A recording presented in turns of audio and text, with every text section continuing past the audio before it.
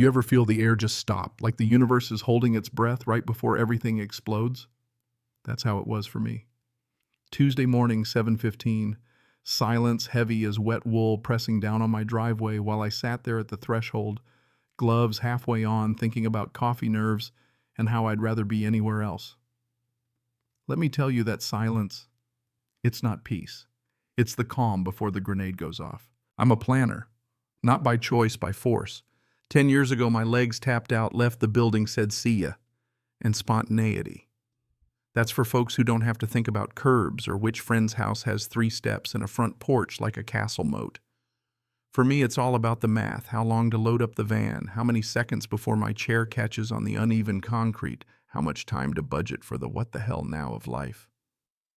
This day, the math was perfect. Neurologist across town at 8:30, van ramped up and ready, coffee locked in the cup holder, tie-downs checked. I'd paid $6,000 for a concrete ramp last year, and every penny came with its own receipt of pride. I step, okay, roll outside thumb, hovering over the van ramp remote. I'm already planning the order, hit the button, slide down the ramp, spin back the chair in like a pit crew at NASCAR. Only it's just me, an audience of squirrels, and sometimes a nosy robin. But I look up. I blink. I rub my eyes the way cartoon characters do when the plot's about to get weird. And there's nothing. Driveway empty. My Toyota Sienna, the one with the please don't break my neck custom ramp, is gone. $80,000 worth of freedom vanished. I'm sweating instantly even with the early breeze. No panic yet, just that click of lawyer brain because, yeah, before all this I was a corporate litigator and old habits die harder than hope. Did someone borrow it? Not possible. The hand controls scare the hell out of anyone not used to them. Did I park it somewhere else? No. The garage is a cardboard jungle from last month's move. That leaves one answer: Grand Theft Auto Suburban Edition. Phone's in my hand before my brain catches up, thumb mashing 911. I'm shaking. Fumble the phone into the bushes, get it back, call again. 911. What's your emergency, I tell her. My van's been stolen. Wheelchair van. 442 Oak Creek Lane. She sounds like I'm the 10th panicked voice she's had before breakfast. Are you sure it wasn't repossessed, lady? I have the title in my safe. It was in my private driveway, I snap. Not the curb, not the street, my driveway. More clicking. She goes quiet.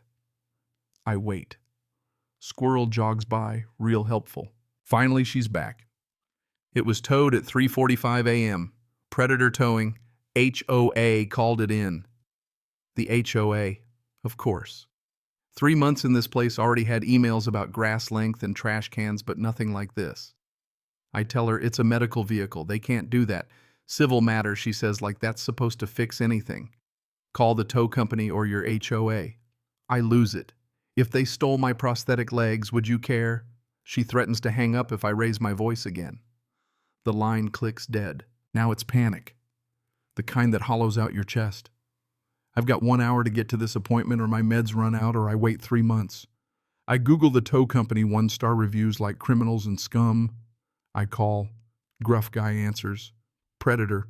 You have my van gray Sienna. You took it from Oak Creek. He laughs. Commercial vehicle violation. It's not commercial. It's a wheelchair van.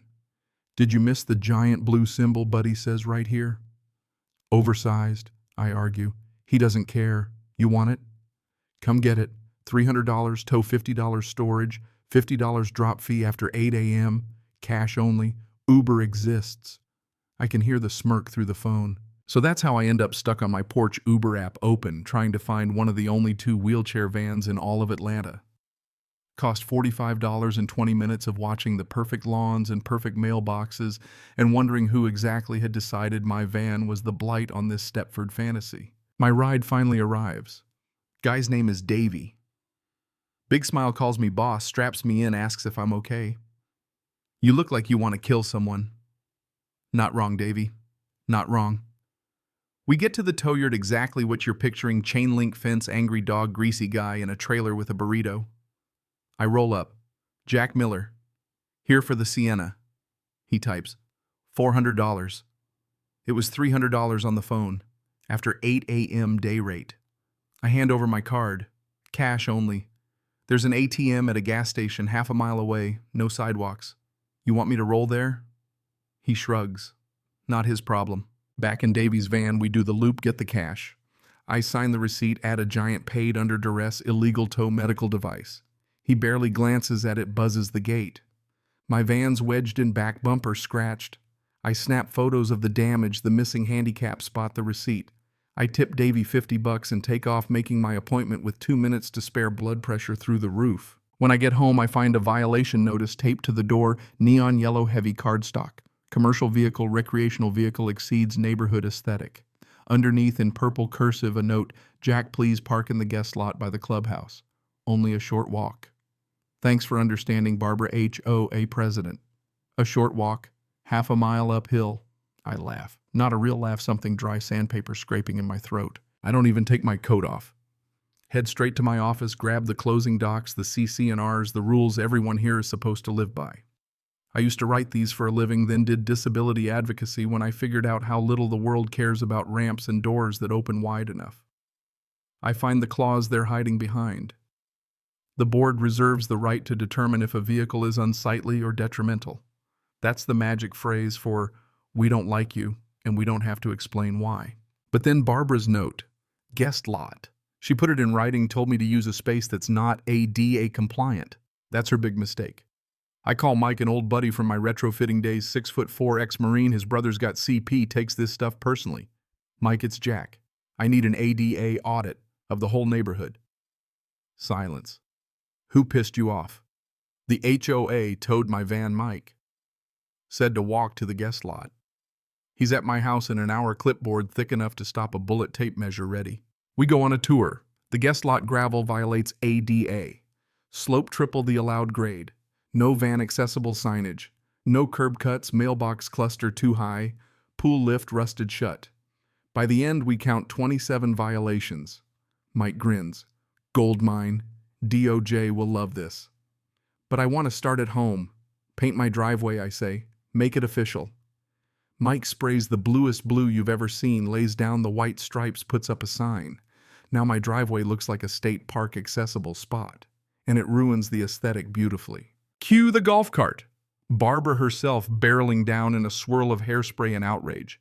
Excuse me, you can't do that. Mike tells her, federal law says otherwise, ma'am. She threatens, sputters, says she'll fine me $1,000 a day. Why did you tow my van, Barbara? I ask. It's a bus. It's a commercial vehicle, she shrieks. I keep my cool. It's a wheelchair van. I missed my appointment because of you. That's not my problem. Rules are rules.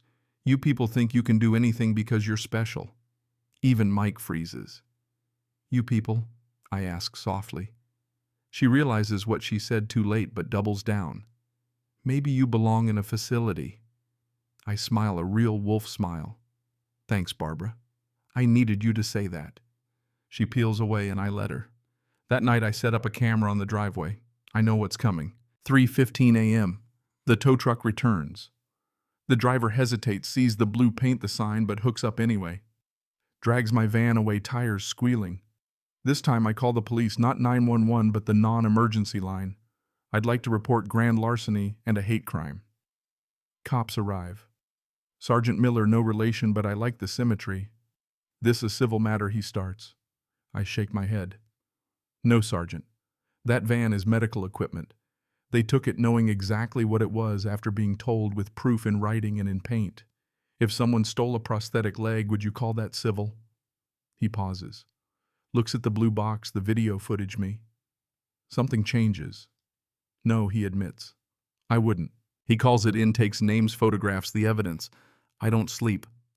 I make coffee, then draft a complaint to the federal court so scorching it could melt steel. ADA, fair housing, civil rights, emotional distress. By sunrise, I'm ready to drop the hammer. Turns out knowing the law is handy. Judge grants an emergency restraining order. HOA accounts frozen tow company ordered to return the van, or the owner goes to jail. At the next HOA meeting, I show up, can't get into the clubhouse because of the stairs. I wait outside. Inside, Barbara crows about removing the eyesore, threatens more fines, talks big about sandblasting my blue driveway. But as she's holding court, police and a process server show up, serve her the lawsuit, freeze the accounts, and here's the best part. Arrest Barbara and her treasurer right there for theft, trespass, and exploitation of a disabled adult. Barbara tries to pull rank I know the mayor, but nobody's listening. She's cuffed mascara running and has to walk right past me. She hisses, "You ruined my life." I smile calm. "No, Barbara. You did.